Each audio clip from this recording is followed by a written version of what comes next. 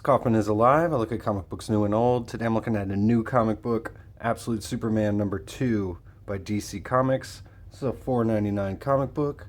It's written by Jason Aaron. Rafa Sandoval's doing the artwork on here. He's on the cover as well, which is nice.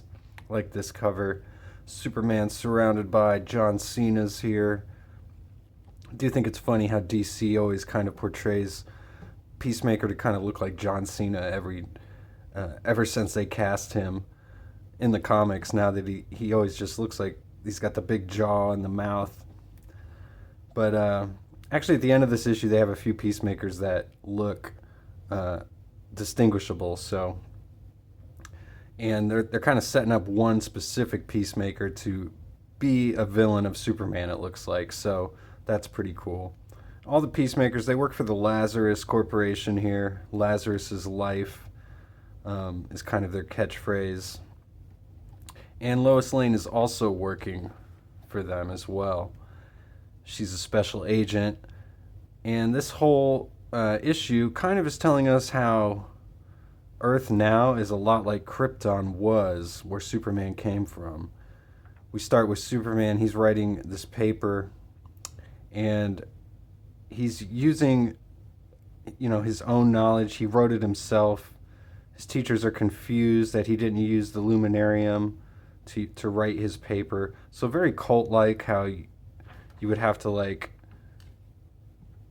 have people basically write papers for you by using their guidance. And same with Lois Lane here. Later in this issue, she has to file her report on Superman, and she decides she's going to write it herself, which is kind of the first time she's written a story in this absolute universe for her. So she's a special agent, but she's kind of learning. I guess she has this special gift of her own, writing stories. So, which is something that makes me wonder why we're doing this Absolute Superman here, if we're just kind of getting some of the same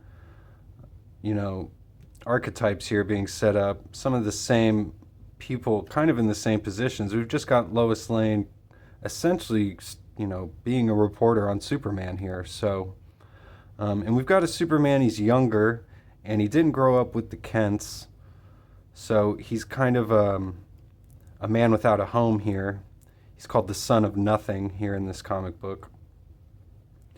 And, one thing too I noticed on the cover was there's no cape here on Superman. But that comes into play here pretty quickly in this book. He uses his cape to protect Lois Lane here. And it's kind of like liquid matter almost. You can go through it here. That's what's going on here. I almost thought this was Lois Lane getting chopped into pieces here when I was flipping through the book, but it's actually his cape here. And the Peacemaker's just trying to take Superman out, and it says the Brainiac system suggests chem rounds level 11. Even though they'll take out the agent, it doesn't matter. They need to take out this threat as they perceive him as. So I like this panel a lot here. Superman carrying Lois Lane. So he's trying to protect her. They've been chained together here, cuffed together, or chuffed together, as Superman calls it, because he's, I guess, just learning the languages here. We find out from Lois Lane later on in the book that they know that he's traveled all over the world at this point and learned multiple languages. So, but he's got this symbiote kind of costume here, which is kind of the one aspect that I didn't really like too much about this reboot Superman so far, is this symbiote costume he's got, this computer that talks to him. Kind of reminds me of Iron Man or Venom or some things they've done with Spider-Man before. I don't know if it's something Superman really needs, but it's his one connection to Krypton here on Earth, and it's this suit that's trying to protect him, so it's like a sentient suit. This face on Superman here makes me think of Goku, which is kind of the character I feel like he's almost playing here. So we've got him saving all these people here, and Lois is witness to it. So she knows that he's not evil. He's essentially a force of good, and his cape can even heal people. So he's almost like a Jesus figure, and he's got all the powers, using his ice powers, his heat vision. So she decides to file her report with the Brainiac here, as we see him again in the shadows like Dr. Claw. This is the only shot we've had of him in 2 issues so far. And she's trying to explain to him that he's not a threat. And he says, on a scale of 1 to 10, how would you rank him? And she says he's really powerful yet still raw, but I don't think he's looking for a fight. And he doesn't strike me as someone we ought to. And then he says, a ranking of 8, noted. So we see the Brainiac kind of obscuring the things that she's trying to relay to the computer here. Then we kind of flash back to Krypton, and we see the parents of Superman building the craft that they're going to send out into space here. We don't get a whole lot of Krypton in this issue, which was my favorite part of the first issue, was all the Krypton world building. But it doesn't look like we're going to get a whole lot more of that. But I love the science fiction aspect of it. But we can see that this is the same kind of computer suit that Superman's wearing. It was built by his mom, Lara. So we see Superman, I guess, trying to go to Venezuela. It says join the Omega Men. So we get kind of a little Easter egg there. We see Lois Lane writing her report, and she says, damn, that actually felt good. And on the final page here, we see the Peacemakers getting set up, like I mentioned earlier.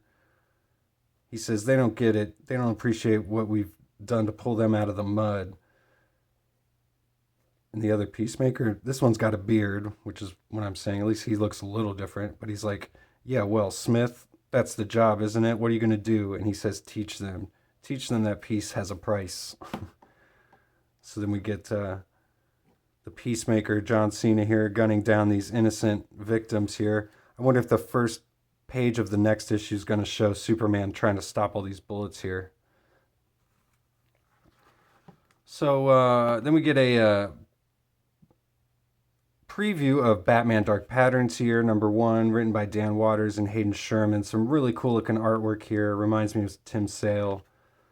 We got Batman. He's in a vulnerable position here against some security guards. They all got their guns drawn here. He's got to jump out a window, but some pretty action-packed panels.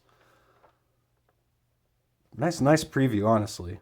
Kind of gets me interested in looking at that book. So, Absolute Superman #2. My overall thoughts on it are, it was a pretty good book. I like some of the things they're setting up, and some of the things that they're setting up feel just kind of like retreads, like the Lois Lane reporting on Superman just seems like something that we've done before. So I don't know what the point of doing that again here in Absolute Superman is, but some good artwork.